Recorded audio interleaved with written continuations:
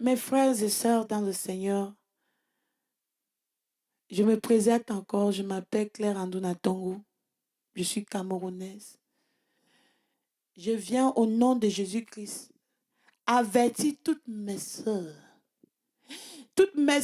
en Christ, toutes les sœurs qui ont décidé de suivre l'Éternel, toutes les sœurs qui ont pris cette décision de suivre l'Éternel jusqu'au bout. L'Éternel m'envoie vers vous, mes sœurs, pour vous avertir.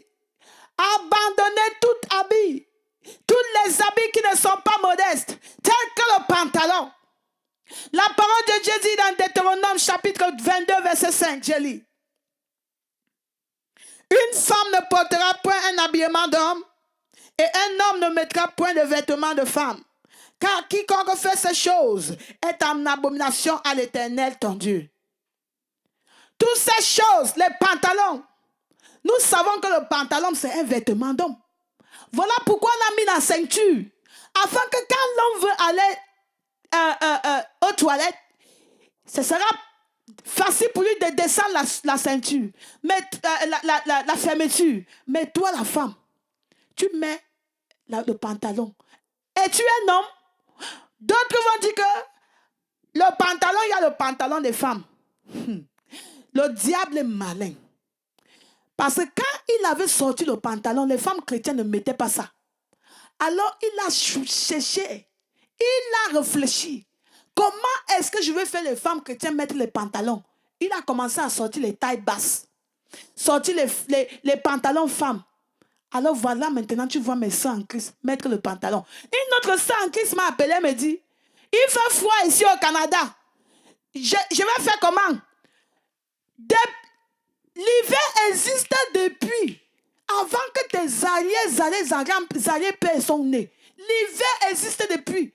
Le pantalon est sorti quand? C'était pas en 1850 quelque chose là.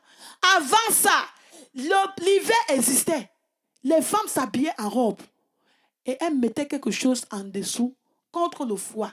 Donc, il ne faut pas se cacher derrière le pantalon. Nous savons que le pantalon, ce n'est pas un vêtement pudique pour la femme chrétienne. Non seulement ça montre les formes, ça montre comment tes fesses sont grosses, comment tes fesses sont petites. Tu vois le trait au milieu là, comment ça dessine et ça descend les cuisses. Tu vois? Et ça fait les hommes tombent dans le péché. Parce qu'un homme, il ne voit même pas ton visage, il voit seulement le derrière. Il commence déjà à t'imaginer nu. Parce qu'au fait, tu es nu. Parce que quand tu es comme ça devant l'homme, tu es nu. C'est seulement le tissu d'île là qui cache. Voilà pourquoi, mes sœurs, il faut rejeter tous ces habillements, tels que le pantalon. Adopter la jupe. La jupe a été faite pour la femme. La jupe ne montre pas les formes de la femme. Ton corps est caché dans la jupe. Nous, les femmes chrétiennes, quand on va au marché, on cherche les habillements qui vont couvrir notre corps. Pas l'habillement qui va montrer toutes ces formes. Vous voyez les seins en Christ qui mettent le haut, les seins montent comme ça. Vraiment, vous ne faites pas du mal. Écoutez, c'est à vous-même que vous faites du mal. Parce que l'homme qui commet l'adultère, toi, la femme, tu commets l'adultère avec lui. Et le juge du jugement ne croit pas que l'homme là va te laisser.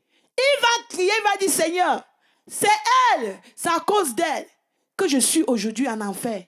Ils vont arrêter ton pied et s'assurer que tu n'entres pas. Donc voici le temps, vraiment ma soeur, que tu dois laisser tous ces habillements mondains. Je vous en prie au nom de Jésus, changez avant qu'il ne se fasse trop tard. Au nom de Jésus, au nom de Jésus, au nom de Jésus. Je me rappelle comment le Seigneur m'a montré une queue de gens qui venaient de mourir. Parmi ces gens, j'ai vu une sœur en Christ. Elle était morte. Et elle se trouvait devant l'ange. Et l'ange avait ouvert le livre de vie. Et toute personne que le nom n'était pas ouvert dans le livre de vie était jetée en enfer. C'était le tour de cette sœur. Quand cette sœur arrivait devant l'ange, l'ange lui a dit, ton nom n'est pas écrit dans le livre de vie. Elle dit à l'ange, cherche. Je suis un enfant de Dieu. J'appartiens à telle église. Je suis né de nouveau. L'ange dit que oui. Mais quand tu étais sur la terre, on a dit que Dieu n'aime pas ce genre d'accoutrement. Que Dieu n'aime pas les pantalons. Tu as commencé à discuter. Et cette sœur, telle que je l'ai vue dans le rêve, elle avait les pantalons. Elle avait mis les faux cheveux, tu vois, les faux cheveux, avec les boucles, accoutrement mondain. Dans la même façon qu'elle est morte, c'est comme ça qu'elle s'est présentée devant Dieu. Ne crois pas que si tu étais sur cette terre, tu t'habillais comme une païenne. Quand tu vas mourir, tu vas ressembler à un ange. Non, parce que tes œuvres vont te suivre, même après la mort. Voilà pourquoi, mes sœurs, le Seigneur m'a montré cela pour que je vienne vous avertir. J'ai vu comment cette sœur, on l'a jetée en enfer sans pitié. Parce qu'après la mort, il n'y a pas de pitié. C'est maintenant que c'est le temps de la grâce. Le temps de la grâce où le Seigneur est patient.